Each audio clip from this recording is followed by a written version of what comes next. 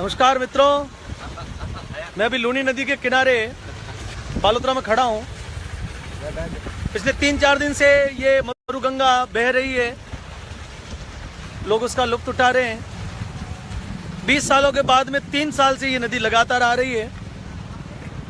मैं 2-3 दिन से इस नदी को देख रहा हूँ और यहाँ पर किनारे पे आके एक बात को सोच रहा हूँ जो पिछले 15 सालों से मेरे दिमाग में नियमित रूप से चल रही है कि नदी का पानी आकर और बह के समुद्र में चला जाता है और इसके किनारों पर रहने वाले लोग इस पानी के लिए तरसते हैं।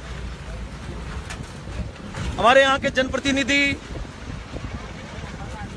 जो नियमित काम है, सड़क इत्यादि के जो काम है उनके ऊपर तो विशेष रूप से मूलभूत जो काम है उनके ऊपर ध्यान देते हैं, लेकिन मुझे लगता है कि कोई भी जनप्रतिनिधि रचनात्मक कार्यों के प्रति संवेदनशील नहीं है। मुझे लगता है कि यदि इस नदी पर 2-3 टुकड़ों में कहीं छोटे छोटे एनीकट बनाए जाए तो शायद आने वाले समय में आसपास के इलाकों में बहुत खुशहाली आएगी। नदी का पानी बह के व्यर्थ चला जाता है और इस व्यर्थ पानी को रोकने का कोई भी प्रबंधन शायद आज तक के किसी भी जनप्रतिनिधि ने इसके बारे में न तो सोचा होगा। मेरा ये निजी विचार हर समय रहता है कि इस प्रकार में जो नदी में पानी आकर चला जाता है और वो जनता के किसी भी काम नहीं आता।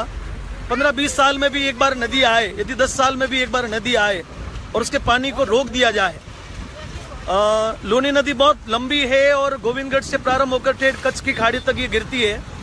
इसमें कहीं पर बहुत चौड़ी है, कहीं पतली है, कहीं गहरी है। श्रीनगर के आसपास ये नदी बहुत संकड़ी और बहुत गहरी है।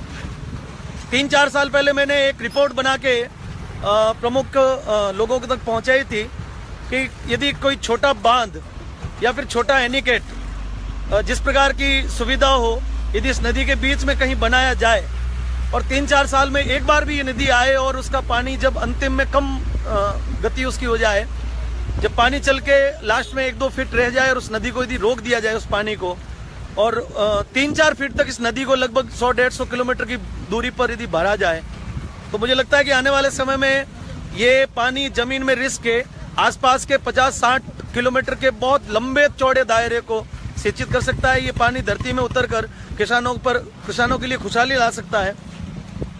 मैं स्थानीय विधायक जी और हमारे यहाँ के मंत्री जी अमराराम जी के चौधरी जी के ध्यान में ये बात निश्चित रूप से दिलवाना चाहता हूँ कि आप विधानसभा में इस प्रकार का कोई प्रस्ताव पारित करें, प्रस्ताव को दें।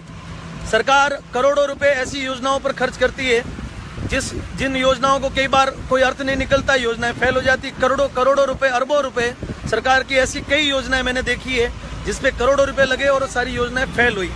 मैं तो ये कहता हूं कि फेल समझकर भी ये सफल नहीं होगी, ऐसा समझकर भी यदि सरकार इस प्रकार के कार्य में कदम बढ़ाए तो आने वाले समय में ये जनता उस जनप्रतिनिधि के भी गुण गाएगी और इस सरकार के भी गुण गाएगी।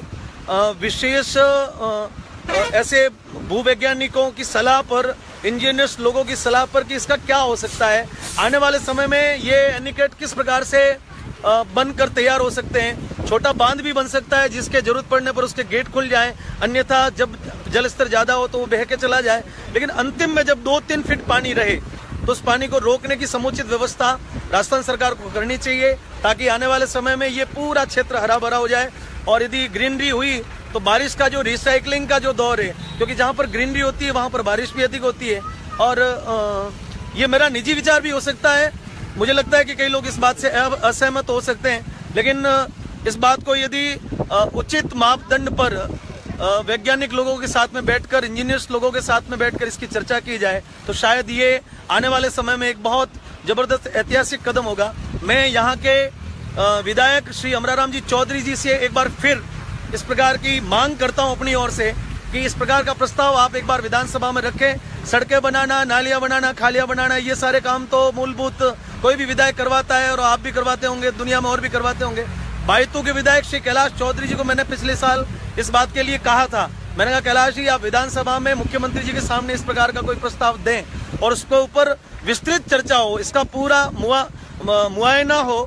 और मेरे मन में ये बात हर बार जब नदी आती है तो ये मेरे मन में ये प्रश्न जब तक पानी चलता है, मैं जब भी इस नदी को देखता हूँ, इस पानी को देखता हूँ तो मेरे मन में ये रात दिन ही विचार आता है कि शायद आज तक या तो किसी ने सोचा नहीं, और सोचा हो तो किसी ने कदम नहीं उठाया। मुझे नहीं लगता किसी ने सोचा होगा, क्योंकि इस प्रकार के सकारात्मक काम राजनीतिक पदों पर जुड़े हुए लोगों के दिमाग में आते नहीं है, क्योंकि वो राजनीतिक खींचतान में लगे रहते हैं। अभी जैसे बालोतरा की स्थिति है, तो लगभग पिछले 3 वर्षों से बालोतरा राजनीतिक खींचतान में ही लगा हुआ है।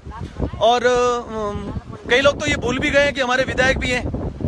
मुझे लगता है कि कई लोग तो मुझे कहते हैं कि वहां पर पोस्टर लगवाना पड़ेगा कि बालोतरा के विधायक कहीं खो गए हैं।